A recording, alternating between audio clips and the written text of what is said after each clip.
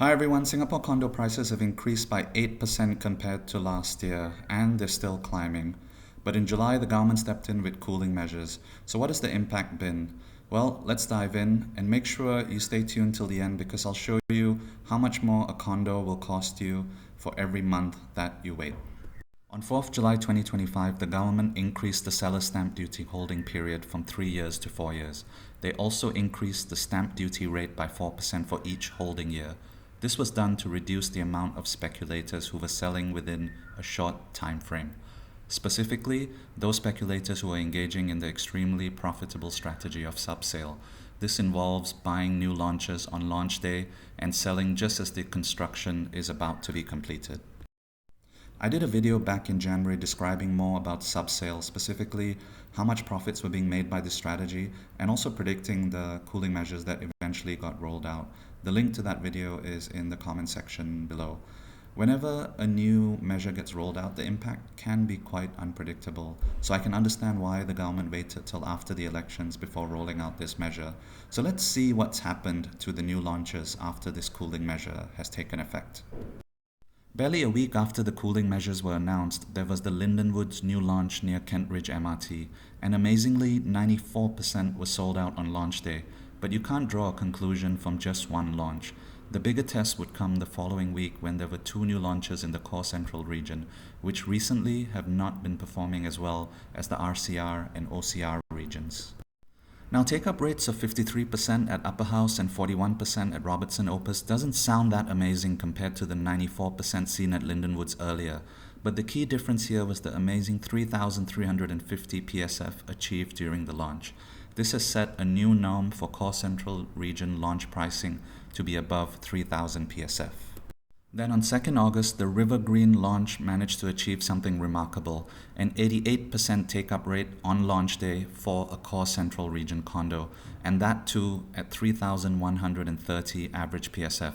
Such a high percentage sold on launch day has only been associated with RCR and OCR launches at relatively cheaper prices. On the same day, Promenade Peak, which is just 700 meters away from River Green, launched. It's a more premium project, and at an average PSF of 3,343, it sold a healthy 54% of units on launch day.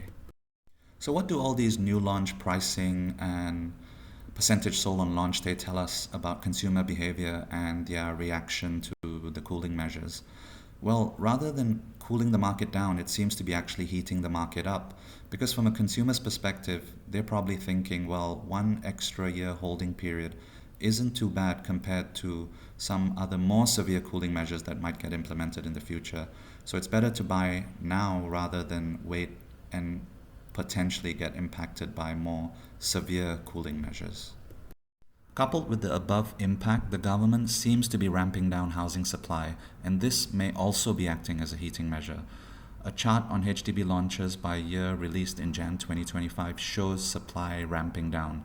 2022 and 23 saw 23,000 flats launched each year, but that drops to 20,000 in 2024 and 25. For 2026 and 27, the chart suggests a big supply spike at 30,000 units, but that's over a 2-year period, meaning just 15,000 per year, much lower than it seems. On the private property side, it's a similar story with land supply being trimmed. On the one hand, it's good that the government is trying to get ahead of the curve and prevent a supply glut situation, but on the other hand, it's very difficult to predict how severe the economic headwinds will be, or even if they will even happen at all. Another factor contributing to the property prices heating up is the declining mortgage rates. Fixed rate packages for completed private property have fallen from close to the 4% range 2 years ago to close to the 2% range currently. In percentage terms, that might not sound like a lot, but on a $2 million mortgage, 2% less interest per annum works out to $40,000 less a year, or $3,300 less per month in installments. And going forward for the rest of the year, the US Federal Reserve is still expected to cut interest rates, and this will probably have a knock-on effect on Singapore mortgage rates and reduce them even further, which could in turn push property prices up even further. So how does all the above factors translate into the private condo price trend? For 2025 year-to-date, prices are already up almost 8% compared to last year. And without complicating the math, just taking that 8% divided by 12 months gives us a 0.67% increase per month. And assuming your budget's 2 million, every month you wait means your ideal property is going to cost you approximately $13,400 more. Market's moving fast and you need to make sure you move faster, otherwise you might get priced out of your ideal property.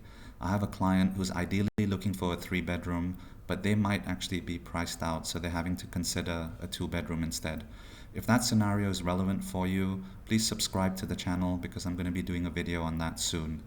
If you're unsure what to buy, give me a call on 9758-5571 and let's make the right move together.